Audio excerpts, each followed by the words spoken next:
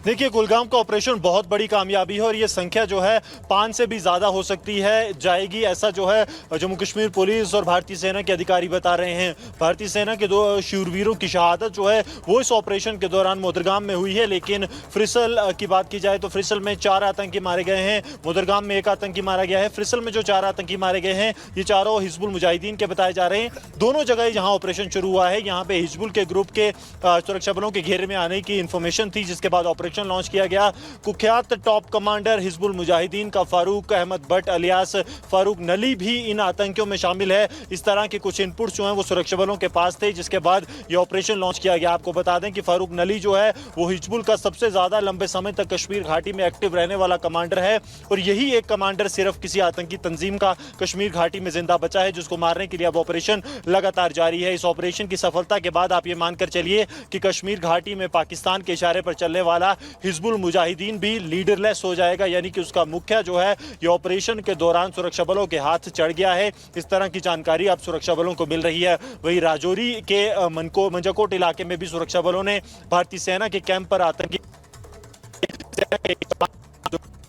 आतंकियों का वो प्लान जिसमें कि भारतीय सेना के शिविर को निशाना बनाना था उसे विफल कर दिया गया है और अब पूरे इलाके में सघन तलाशी अभियान जारी है।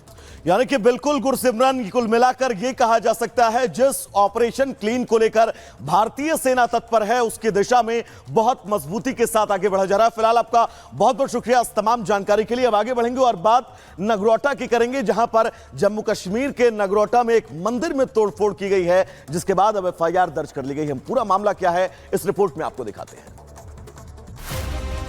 जम्मू कश्मीर के रियासी में मंदिर में हुई तोड़फोड़ का मामला अभी पुलिस सुलझा नहीं पाई थी कि अब जिला जम्मू के नगरोटा में एक पुराने मंदिर में तोड़फोड़ का मामला सामने आया है। नारायण खू गांव में प्राचीन हनुमान मंदिर को नुकसान पहुंचा है। घटना के बाद से लोगों में आक्रोश है। वो दोषियों के खिलाफ कार्रवाई की मांग कर रहे हैं। बीजेपी नेता देवेंद्र सिंह राणा ने भी घटनास्थल का दौरा किया और आश्वासन दिया कि पुलिस सख्ती से इन आरोपियों से निपटेगी। लोगों की भावनाओं को ठेस पहुंची है।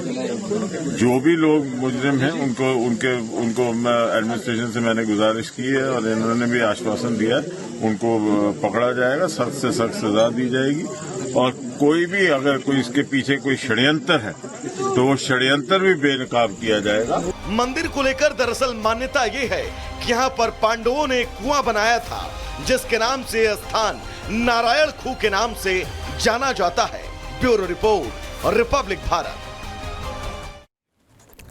और अब बात करेंगे ममता का मंत्री तुष्टीकरण की नीति आखिरकार क्या है। गैर मुस्लिम यानी हिंदू बस बदकिस्मत हैं, ऐसा हम नहीं कह रहे हैं, बल्कि ममता सरकार में मंत्री रहे फिरहाद हाकिम की तरफ से इस तरह का बयान दिया गया है। आखिरकार ममता बनर्जी, उनकी पार्टी, उनके कार्यकर्ता, नेता चाहते क्या है, ये सबसे बड़ा सवाल है, क्योंकि इस तरीके की बयानबाजी इससे पहले भी होती रही है जो हिंदुओं के खिलाफ रही है। इस रिपोर्ट में आइए आपको समझाते हैं फिरहाद हाकिम के इस बयान के मायने क्या हैं।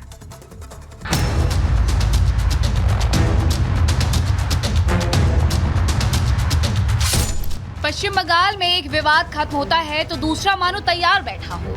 पहले संदेश खाली को लेकर देश भर में ममता सरकार की जमकर किरकिरी हुई। उसके बाद बीच चौराहे पर महिला की पिटाई की वीडियो के सामने आने के बाद ममता दीदी की महिला हितैषी होने के सारे दावे धराशायी होते दिखाई दिए। लेकिन अब ममता सरकार के एक और नेता ने ऐसा बयान दिया जिसके बाद टीएमसी पार्टी की विचारधारा पर ही प्रश्न चिन्ह खड़े हो गए हैं। पश्चिम बंगाल की ममता बनर्जी सरकार में कैबिनेट मंत्री रहे और कोलकाता के मेयर फिरहाद हकीम ने ऐसा बयान दिया जिसको लेकर बवाल मच गया। उन्होंने गैर मुस्लिमों को बदकिस्मत बताया, जिसके बाद राजनीतिक विवाद खड़ा हो गया। उनके इस बयान को भाजपा ने हिंदुओं की भावनाओं को भड़काने समेत उकसावे वाला बताया है। हकीम ने खुले मंच से सार्वजनिक तौर पर गैर हिंदुओं को इस्लाम कबूल करने का लालच दिया, जिसको लेकर हल्ला मच गया। पहले आपको वो बयान सुनवाते हैं जिसके बाद बंगाल समेत पूरे देश में हिंदू मुस्लिम वाली सियासत गर्मा गई है। যারা দুর্ভাগ্য নিয়ে জন্মেছে, যারা ইসলাম নিয়ে জন্মায়নি, তাদেরও দাওয়াতে ইসলাম অর্থাৎ ইসলামের দাওয়াত দিয়ে তাদের মধ্যে নিয়ত নিয়ে ঈমান নিয়ে আসলে এটা আল্লাহ তাআলাকে খুশি করা হবে। আমাদের ইসলামের রাস্তা, আমাদের যে আমাদের রসুল পাক তিনি কত মানুষকে ঈমান দিয়েছেন। আমাদের বড় বড় ওলি যারা এসেছেন কত মানুষকে ঈমান দিয়েছেন। जानकारी के मुताबिक फिरहाद हकीम ने ये बयान 3 जुलाई 2024 को समय दिया था, जब वो कोलकाता के धोनियो स्टेडियम में एक प्रतियोगिता में हिस्सा लेने गए थे। उन्होंने तकरीर के दौरान नॉन मुस्लिम यानी हिंदुओं को टारगेट करते हुए टिप्पणी की थी। हालांकि 3 जुलाई का ये वीडियो अब सियासी गलियारे से लेकर सोशल मीडिया तक चर्चा का विषय बना हुआ है। फिरहाद हकीम टीएमसी का जाना माना हाई प्रोफाइल नेता है। फिरहाद हकीम उन लोगों में माना जाता है जो मुख्यमंत्री ममता बनर्जी के सबसे खास और भरोसेमंद नेता हैं। फिरहाद कोलकाता के पहले मुस्लिम मेयर भी हैं। वो अक्सर अपने बयानों के चलते सुर्खियों में रहते हैं। वो नारद स्टिंग मामले में भी आरोपी रह चुके हैं, जिसमें सीबीआई ने कई टीएमसी नेताओं को गिरफ्तार किया था। हालांकि कलकत्ता हाईकोर्ट से उन्हें बाद में सशर्त जमानत मिल गई थी। पहले बयान देकर के विवाद फैलाया, उसके बाद जब चौतरफा घिरने लग गए तो अपने बयान को लेकर सफाई देते हुए सेक्युलर वाला पाठ भी पढ़ाने लगे। कोई विवादित बयान नहीं है, ये सब बीजेपी का तकमा है, इसके ऊपर हम कोई टिप्पणी नहीं करेंगे। हमें बंगाल के हर इंसान जानता है ट्रू सेकुलर पर्सन हम हैं, हम हिंदुस्तान के हैं और हर मजहब हम अपना मजहब को पूरा मानते हैं, दूसरे मजहब को इज्जत देते हैं। हकीम की इस टिप्पणी पर बीजेपी ने पश्चिम बंगाल की ममता बनर्जी सरकार पर हमला बोलते हुए कहा कि क्या बंगाल धीरे धीरे इस्लामिक राज्य बनता जा रहा है। ममता बनर्जी द्वारा दुर्गा पूजा विसर्जन रोकने और चोपड़ा के लिए टीएमसी विधायक द्वारा शरिया कानून लागू करने के आह्वान के साथ जमालपुर में तालिबानी प्रथाओं से मिलती जुलती कोड़े मारने की घटनाओं से लगता है कि टीएमसी बंगाल के भाग्य और जनसांख्यिकी को बदलने की कोशिश कर रही है। इतना ही नहीं बल्कि रामपुर हाट जितेंद्र लाल विद्या भवन के एक आधिकारिक नोटिस में बिना कोई विशेष कारण बताए शुक्रवार को टिफिन ब्रेक शेड्यूल में बदलाव किया गया। इन बातों को लेकर टीएमसी को जवाब देना चाहिए। टीएमसी का मतलब तृणमूल कांग्रेस नहीं बल्कि तुष्टीकरण मुझे चाहिए बन चुका है।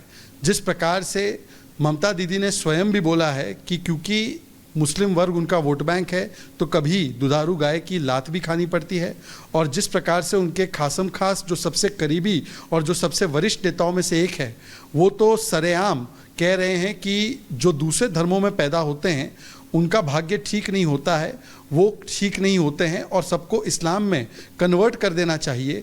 तो ये दिखाता है कि किस भेदभाव की भावना के साथ तृणमूल कांग्रेस की सरकार लगातार काम कर रही है। पश्चिम बंगाल की सरकार में ममता बनर्जी ने हकीम को शहरी विकास एवं नगर पालिका विभाग जैसे अहम मंत्रालय की जिम्मेदारी दी थी। हालांकि मनमुटाव के बाद पूर्व मंत्री शोभन चैटर्जी के नवंबर 2018 में कोलकाता के मेयर पद से इस्तीफे के बाद उन्हें मेयर पद की जिम्मेदारी सौंप दी गई। हालांकि जिसने संदेश खाली के गुनहगारों को पनाह दी वो फिरहाद के बयान के बाद कोई कार्रवाई करेंगी, इसकी उम्मीद लगभग ना के बराबर है। Bureau report, Republic Bharat. Uttarakhand में भारी बारिश के अलर्ट को देखते हुए चारधाम यात्रा स्थगित कर दी गई है। आखिर पूरा मामला क्या है,